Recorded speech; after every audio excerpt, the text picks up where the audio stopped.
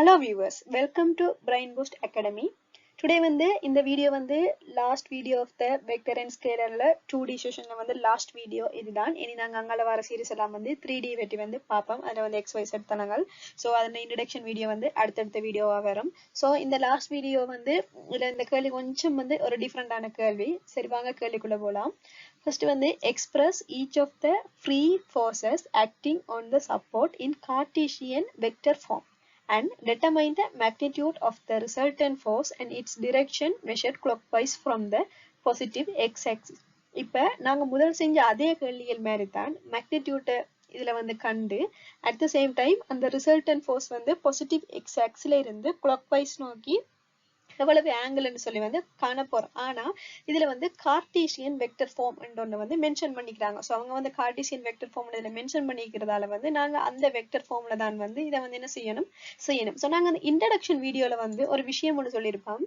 இப்ப நார்மலா X exists சொன்னா ஐ ஹேட், y எக்ஸிஸ் சொன்னா ஜே ஹேட், z எக்ஸிஸ் சொன்னா கே ஹேட் என்று சொல்லி ஒரு ஃபார்ம் இன்ட்ரடக்ஷன் வீடியோல நாங்க படிச்சிருப்போம். ஸோ அதைத்தான் நாங்க என்ன செய்ய போறோம், இங்க யூஸ் பண்ண போறோம். ஃபர்ஸ்ட் நான் என்ன செய்றேன், x axisல தாக்குற ஃபோர்ஸ்களை இதுலயே எடுப்போம். சரியா, ரைட்.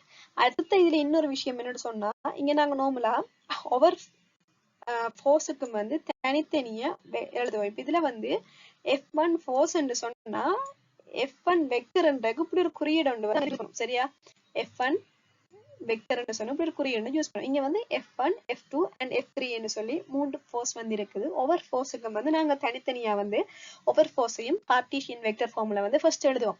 கார்டீசியன் வெக்டர் ஃபார்முலா என்ன இருக்கும்னு சொன்னா, முதலாவது I ன்னு சொன்னா அது டிரெக்ஷன், அதாவது இதுல x அச்சுல தாக்குறது, J ன்னு சொன்னா y axisல, அதாவது இந்த F1 ஃபோர்ஸ் இருக்கு தானே, F1 ஃபோர்ஸ் ஆனவர் x அச்சுல தாக்கிக்க என்ன இது force and y axisல தான் தாக்கிக்க என்ன force. சரி, அதைத்தான் எழுத போறோம். ஃபர்ஸ்ட் நான் F1 எடுக்கிறேன். F1 into இதுல cos theta, சரியா, இந்த கோணம் cos theta and அதை I hat ன்னு போறேன் xx and F1 y axis ஓட எடுக்கிறேன், அதை நான் j hat ன்னு போறேன். இங்க நார்மலா நாங்க டிரெக்ஷன் என்ற ஒரு விஷயம் பற்றி கதைப்பந்தானே, நான் இந்த சைட் அசியூம் பண்றேன்னு சொல்லி. இப்ப நார்மலா இதுல எப்படி நாங்க பாப்போம்னு சொன்னா, ஒரு எண்கோடு ஒன்று இருக்கு தானே, எண்கோடு ஒன்று சொன்னா இது x, இது y, இது நடுவுக்கு இருக்கிறது 0. சரியா, இந்த 0க்கு ரைட் சைட் பக்கம் இருக்கிறது நாங்க பிளஸ் என்றும் இதை மைனஸ் என்று விடுவோம். அதே மாதிரி மேல பிளஸ் என்றும் கீழே மைனஸ் என்றும் எடுப்போம்.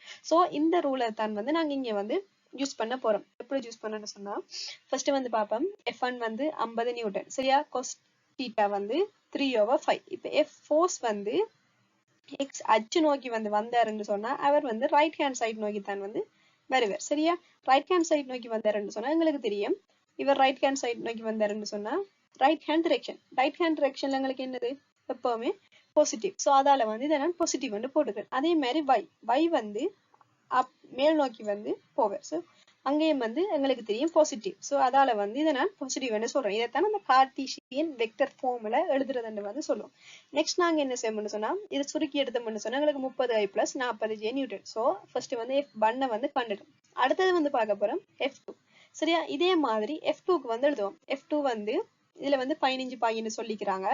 இதுல பாருங்க F2 x அச்சு. இப்ப இந்த கோட்டை இப்படி நீட்டினோம்னு சொன்னா இங்கதான் x அச்சோட இவர் தாக்க போறார். சரியா, x அச்சோட தான் இது என்ன சைட், நெகட்டிவ் சைட். சரியா, நீங்க கீழே இந்த எண்கோட்ல பாருங்க, இந்த சைட் நெகட்டிவ் சைட். சோ அதால நான் என்ன செய்யறேன், minus F2 into sin 15 I hat minus F2 y அச்சோட தாக்கிக்க கீழ் நோக்கி. சோ கீழ் பக்கம் என்ன எங்களுக்கு நெகட்டிவ். சரியா, அதால தான் minus F2 into cos 15 j hat. So இது x அச்சு சைடுல இருக்கிறது, இது y அச்சுல சைடுல இருக்கிறது. சோ நாங்கள் என்ன செய்வோம், இதுக்கு வேல்யூவை போட்டு சுருக்கி எடுத்தோம்னு சொன்னா ஃபைனலா எங்களுக்கு என்ன வருது, minus 20.71 I hat minus 77.27 j hat ன்னு சொல்லி வருது. இப்ப நாங்க F1 வெக்டரை கண்டுட்டோம்.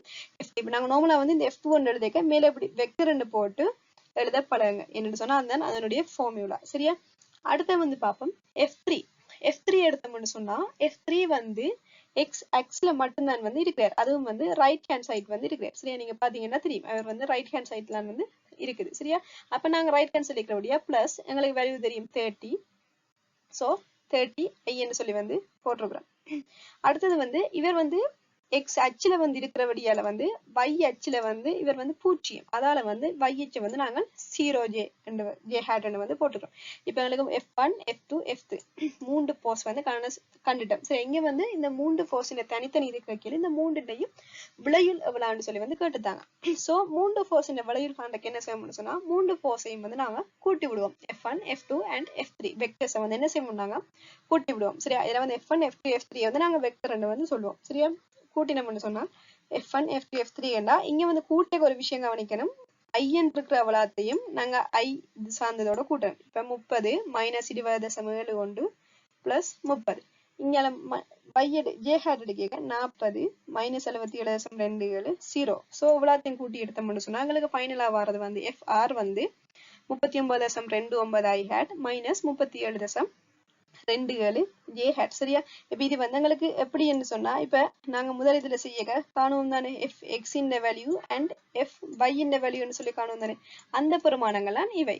இப்ப fx in வேல்யூ எடுத்தோம்னு சொன்னா இதுல 39.29, fy எடுத்தோம்னு சொன்னா -37.27. சரியா, நாங்க இனி என்ன செய்யணும், இதுல மேக்னிடியூட வந்து காணணும். இப்ப எங்களுக்கு தெரியும் இதுல fx in ஃபோர்ஸ் தெரியும், fy in ஃபோர்ஸ் வந்து தெரியும். சோ அதை வச்சுக்கொண்டு நாங்க என்ன செய்யலாம், ஈஸியா வந்து மேக்னிடியூட் வந்து காணுவோம். மேக்னிடியூடுக்கான ஈக்குவேஷன் என்ன, x square plus y square over முழுவதன் ஸ்கொயர் ரூட். சரியா, சோ அதை யூஸ் பண்ணி நாங்க செஞ்சோம்னு சொன்னா எங்களுக்கு வர ஃபைனல் ஆன்சர் வந்து 54.15 நியூட்டன் என்று சொல்லி வந்து வரும். சரியா, அடுத்தது ஒரு கேள்வி வந்து சொல்லித்தாங்க. இதுல வந்து ஆங்கிளை வந்து காண சொல்லியிருந்தாங்க. சரியா, இப்ப இதுல வந்து ஆங்கிள் எப்படி மெஷர் பண்ண போறோம்னு சொன்னா எங்களுக்கு அந்த ஆன்சர்ல தெரியும் x வந்து பாசிட்டிவ்ல இருந்தது, சோ இந்த பக்கம் வரும்.